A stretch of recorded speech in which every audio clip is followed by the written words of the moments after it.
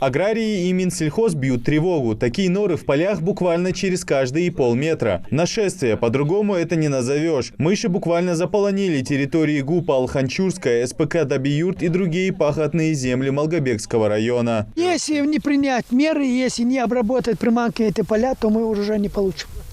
Это экстренно надо быстро эту работу сейчас проводить. Травля, она не повредит самому урожаю? Не повредит. Повредит мыши, что мыши погибнут. Вот тогда урожай будет. А если мы вот так оставим, мы недополучим урожай. На этих землях засеяно зерно, ячмень, кукуруза. Все это привлекает грызунов. Сейчас самый ответственный и в то же время опасный период для аграриев. Семена еще не взошли, а значит легкодоступны для мышей и других вредителей. Выхода нет. Нужно привлекать дополнительные средства и силы, чтобы обезопасить будущий урожай. Бороться с таким количеством грызунов нужно комплексно, химическими и биологическими способами. Делали экспериментальные копки и находили в норах по 2-3 килограмма зерна.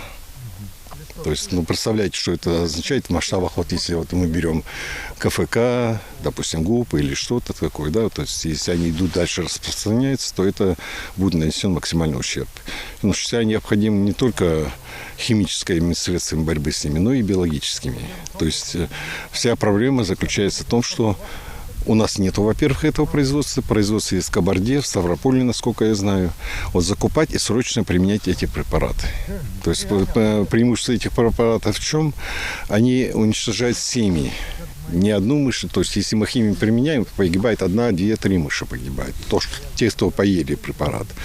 А биологический препарат, он заражает болезнью семью, и эта семья может погибать, то есть на всей территории. То есть они передают друг другу эти болезни. То есть, на мой взгляд, только вот два пути, то есть оба пути применения химии и применения биологических препаратов нужно совмещать. Аграрии делают все, что в их силах, однако этого недостаточно, говорит Дауд Ваделов. На его землях грызунов огромное количество, несмотря на то, что аграрий травит их согласно утвержденным нормам. По словам руководителя сельхозкооператива Дабиюрт, грызуны были здесь всегда, однако такого масштаба за годы своей работы он не видел. С самых 90-х годов они у нас есть, но не в таком количестве, не в таком масштабе.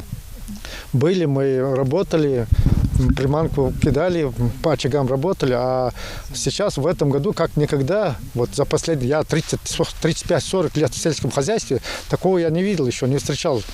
В сельском хозяйстве на полях такого не было.